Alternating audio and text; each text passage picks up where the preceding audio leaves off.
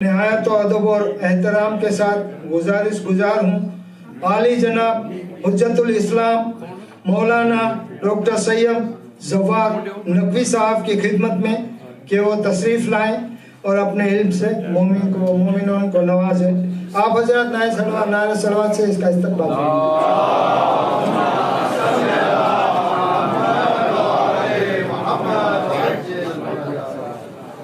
اعوذ باللہ من الشیطان الرجیم بسم اللہ الرحمن الرحیم الحمد للہ الذی لا یبلغ مدحتہ القائلون ولا یحصی نعماہ ولا یعدون ولا یؤدی حقہ المجتہدون الذي ليس لصفته حد معدود ولا نعت موجود ولا وجل ممدود الذي فطر الخلائق بقدرته ونشر الرياح برحمته ثم الصلاة والسلام على أشرف الأنبياء والمرسلين أبو القاسم مصطفى اللهم صل على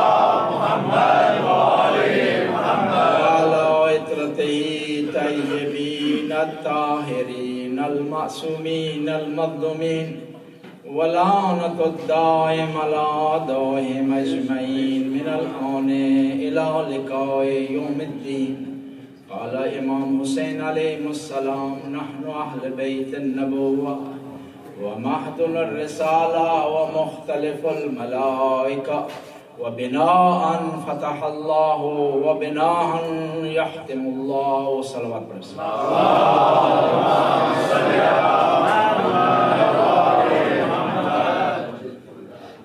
ذاکرین نے اپنا فریضہ ادا کیا اور آج کی محفل کے چیف بھی تشریف لا چکے ہیں۔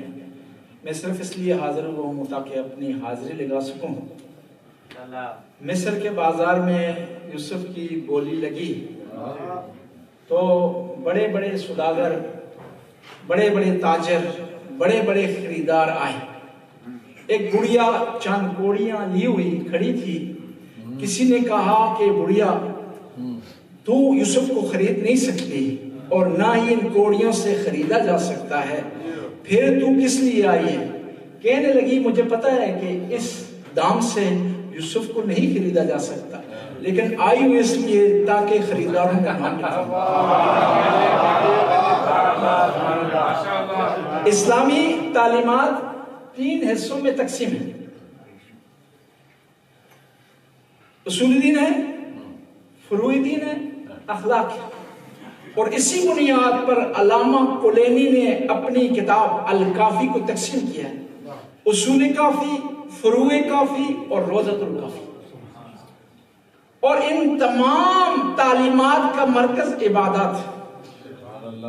عبادات کو علماء نے 10 حصوں میں تقسیم کیا ہے اور ان تمام عبادتوں کا مرکز نماز ہے۔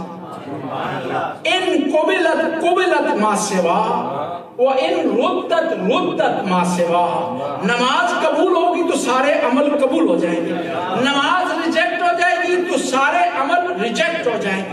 تمام عبادتوں کا نچوڑ نماز، نماز کا نچوڑ سجدہ، اور پھر سجدہ و خاتم الانبیاء کا وہ مسجد نبی میں، اور اس کو کوئی ہستی کنٹرول کر رہی ہو تو اسے کہتے ہیں حسین۔ فرمایا حسین منی وانا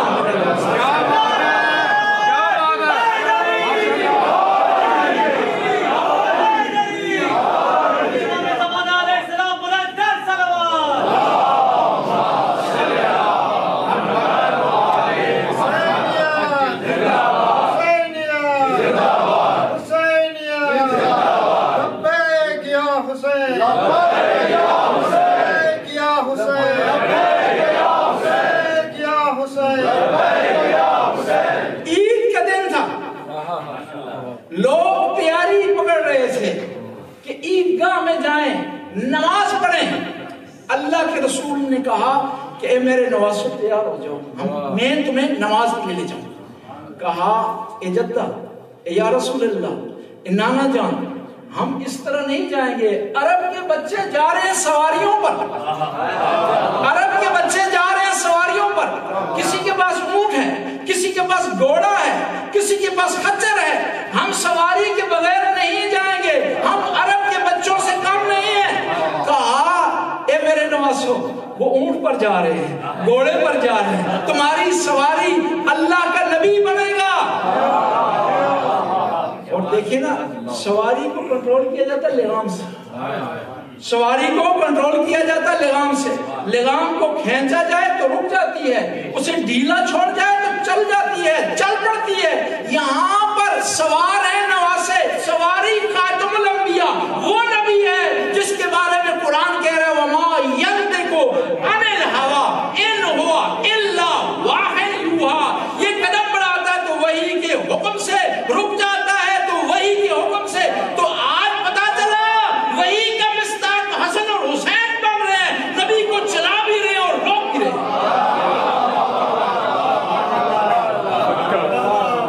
نماز کے بارے میں ان قبلت ما سواہا، نماز کے ایک عام رکن ہے صلوات۔ جب تک صلوات نہیں پڑھتے نماز مکمل نہیں آتی۔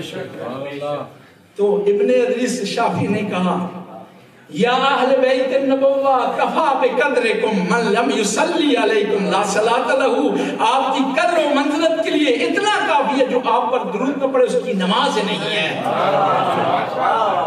یعنی آپ کا اگر وضو ہے، قبلہ رخ ہے، کپڑے پاک ہیں، نیت صحیح ہے، سب کچھ ہے، لیکن آپ کے دل میں اہل بیت کی محبت نہیں ہے تو نماز آپ کی ریجیکٹ ہو جائے گی، اور نماز ریجیکٹ ہو جائے گی، روزہ ریجیکٹ ہو جائے گا، نماز ریجیکٹ ہو جائے گی، زکات ریجیکٹ ہو جائے گی، نماز ریجیکٹ ہو جائے گی تو حج ریجیکٹ ہو جائے گا۔ وقت کے دامن میں گنجائش نہیں ہے، آخری حسین کا پیغام دے کر انشاءاللہ محفل کو حوالے کریں گے۔ صدر محفل کی صلوات پڑھیں گے۔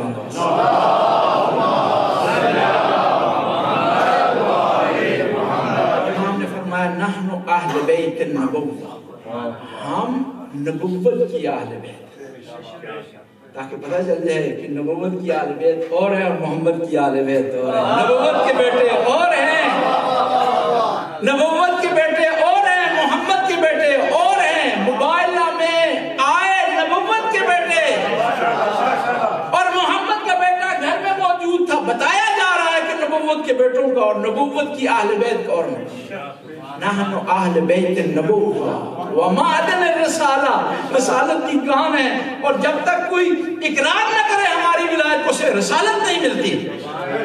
ومختلف الملائکہ، ہم ملائکہ کے آنے جانے کی جگہ ہے۔ امام منزل ذباب پر پہنچے ہیں، جب مکہ سے روانہ ہوئے تو ایک شخص راستے میں ملا، کہنے لگا کہ میں آپ کو نہیں پہچان پایا اور مجھے نہیں سمجھ آ رہی کہ آپ جنگ کے لیے جا رہے ہیں، صلح کے لیے جا رہے ہیں، کس مقصد کے لیے، آپ اپنا تعارف کروائیں۔ امام نے بڑے پیارے جملے میں تعارف ہیں، لو لقیتنی فی المدینہ، کاش کہ تم مجھے مدینے میں ملتے، لرائیتک اثر جبرائیل فی بیتنا ونزول الوحی علی جدنا، میں آج تمہیں آج بھی دکھاتا کہ آج بھی ہمارے گھر میں جبرائیل کے آنے کے آثار موجود۔ امام مدینے سے چلے تو ایک اعلان کیا امام نے، کہا جو آدمی مقروض ہے وہ ہمارے ساتھ نہ چلے۔ یعنی حسینی قافلے میں مقروض کی گنجائش نہیں، اور قرضہ ضروری نہیں ہے پیسوں کا، غیبت کا بھی ہو سکتا ہے، الزام لگانے کا بھی ہو سکتا ہے، بد اخلاقی کا بھی ہو سکتا ہے، کسی کا حق کھانے کا بھی ہو سکتا ہے، نماز ترک کرنے کا بھی ہو سکتا ہے، روزے کو چھوڑنے کا بھی ہو سکتا ہے۔ اگر آپ چاہتے ہیں حسینی قافلے میں شامل ہو اور حسین آپ کے سردار ہو اور حسینی کھلائیں تو کوشش کریں ان اصولوں پر چلیں جن اصولوں پر امام حسین کہا لم اخرج بطرا ولا ظالما ولا مفسدا انما خرجت لطلب اصلاح امت جدی واسیر سیرت جدی و ابی، کہ میں اپنے نانا کی امت کی اصلاح کے لیے نکلا۔ اگر آپ چاہتے ہیں اپنے آپ کو حسینی کہیں تو اپنے اندر اصلاح کا پہلو اجاگر آج آپ کا آج گزشتہ کل سے بہتر ہونا چاہیے اور آئندہ کل آج سے بہتر ہونا چاہیے اور آج آپ کے گناہوں میں کمی ہونی چاہیے اور کل مزید گناہوں میں کمی ہو جائے تب آپ حسین کے راستے پر چل سکتے ہیں.